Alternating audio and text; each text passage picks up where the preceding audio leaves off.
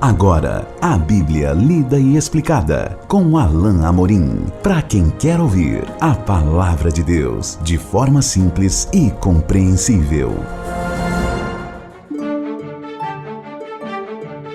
Olá, querido ouvinte, querida ouvinte, estamos de volta com mais um programa, a Bíblia lida e explicada. Eu sou o pastor Alain Amorim, nós continuamos o nosso estudo no Evangelho de Marcos, hoje estudando a passagem compreendida dos versículos 15 ao versículo 19.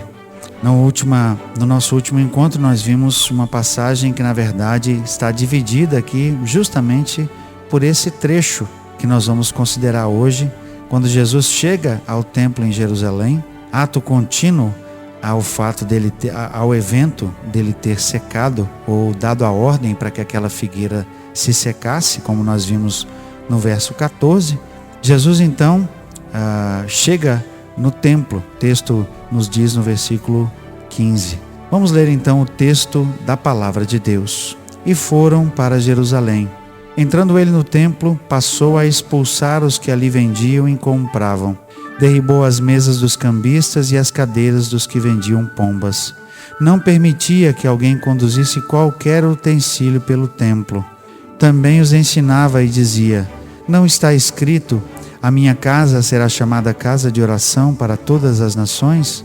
Vós, porém, a tendes transformado em covil de salteadores.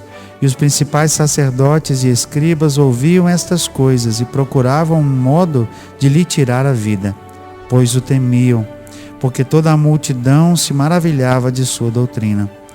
Em vindo a tarde, saíram da cidade. Meus queridos ouvintes, Jesus chega ao templo e se depara de novo com aquilo que certamente ele já tinha observado lá, como foi registrado no versículo 11. O versículo 11 nos diz que ele foi ao templo e observou tudo.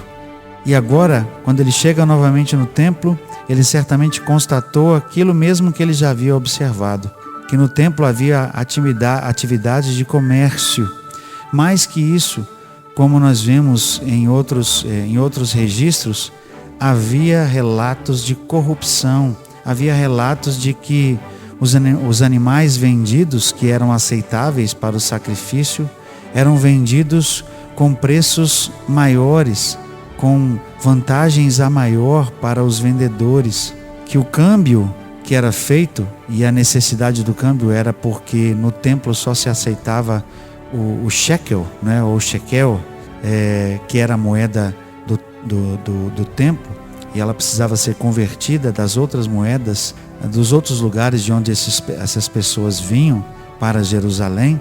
Esse câmbio também era feito de forma corrupta. Havia corrupção, havia usura, de tal maneira que Jesus está ali indignado, e na sua indignação ele então expulsou os que vendiam e compravam ali, derrubou as mesas dos cambistas, as cadeiras dos que vendiam pombas, todos que estavam ali na área do templo fazendo essa venda de forma inadequada, num lugar inadequado. O fato é que certamente eles não deveriam estar ali de jeito nenhum, mas ainda por cima, além de estarem ali talvez para atender a uma necessidade que muitos tinham, por exemplo, alguns que viajavam longas distâncias talvez não tivessem condição de trazer o seu próprio animal. Certamente era preciso que eles comprassem um animal para poderem ofertar, para poderem fazer o seu sacrifício. Certamente eles precisavam fazer a mudança da sua moeda para a moeda do templo. Mas o fato é que, por causa da corrupção, por causa da ganância daqueles mercadores ali, aquele comércio era algo que desagradava a Deus, sem dúvida. E Jesus expressa justamente esse desagrado. Não permitia, verso 16, que alguém conduzisse qualquer utensílio pelo templo. Essas pessoas estavam agindo ali dentro do templo de modo a desonrar, de modo a ferir a santidade, de modo a não respeitar, não reverenciar a própria presença de Deus, que era pelo templo simbolizada. A verdade é que essas pessoas estavam tratando o templo como um lugar comum, como um mercado, como um lugar de comércio. E isso para Jesus era inaceitável. Por isso ele traz o foco. Não está escrito, verso 17, minha casa será chamada casa de oração para todas as nações? Esse era o propósito do templo. O propósito do templo era para a comunhão com Deus, para que eles trouxessem os seus sacrifícios, para que ali pudessem oferecer suas orações, buscassem a Deus, buscassem a presença de Deus. Mas esses cambistas e essas pessoas que estavam fazendo daquele lugar um comércio, estavam desvirtuando o propósito do templo e estavam assim manchando, estavam maculando, estavam fazendo com que aquele templo fosse impuro por causa de suas motivações impuras. E por isso ele condena aquele povo. Vós, porém, tens transformado o templo, a casa de Deus, em covil de salteadores. Jesus denuncia que aqueles homens estavam, na verdade, roubando o povo e roubando o próprio Deus, porque certamente não estavam devolvendo aquele valor a mais, estavam se apropriando. E Jesus então condena a ação daqueles que estavam vendendo aqueles objetos ali no templo. E por isso Jesus mais uma vez fez com que os líderes sacerdotes, os principais sacerdotes e escribas ouviam essas coisas e procuravam um modo de lhe tirar a vida.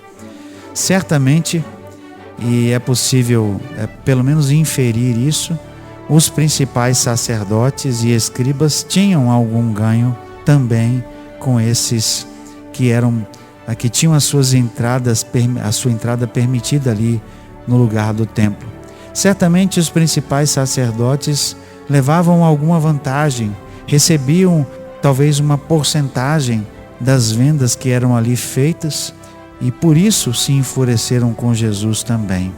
Jesus estava não só subvertendo na visão deles o povo com seus ensinos, mas eles estavam também certamente tirando o seu modo de ganhar um dinheiro extra nesses momentos de festa, com aqueles cambistas, com aqueles que eles mesmo permitiam que estivessem ali e que certamente cobravam a mais para que eles ali estivessem.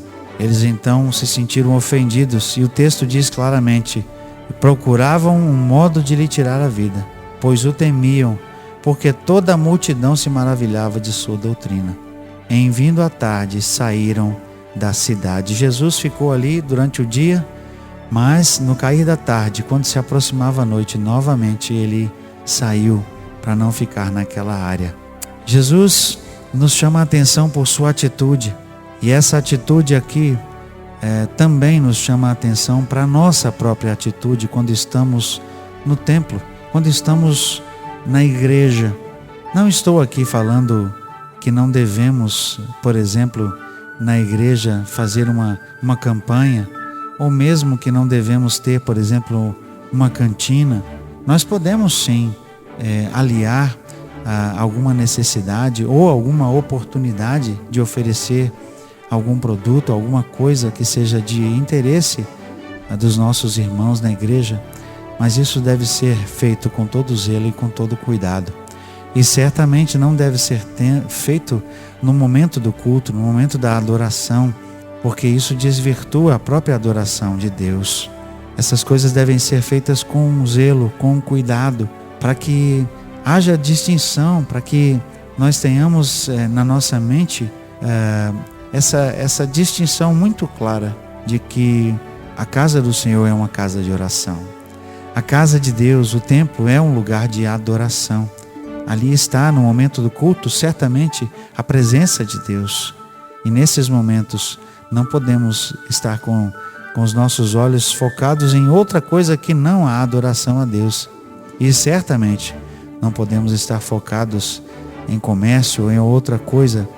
E, sem dúvida nenhuma, se esse comércio for feito de forma errada, com usura, como estava acontecendo aqui.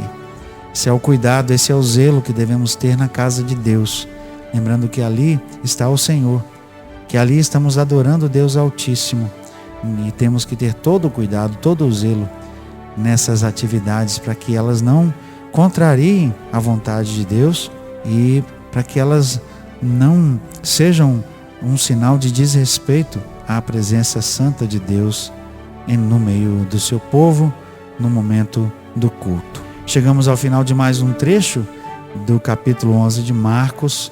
Continuaremos o nosso estudo no nosso próximo encontro. Até lá, que Deus abençoe a sua vida. Acesse agora nossa plataforma e baixe os podcasts www.rede316.com.br. A Bíblia lida e explicada com Alain Amorim.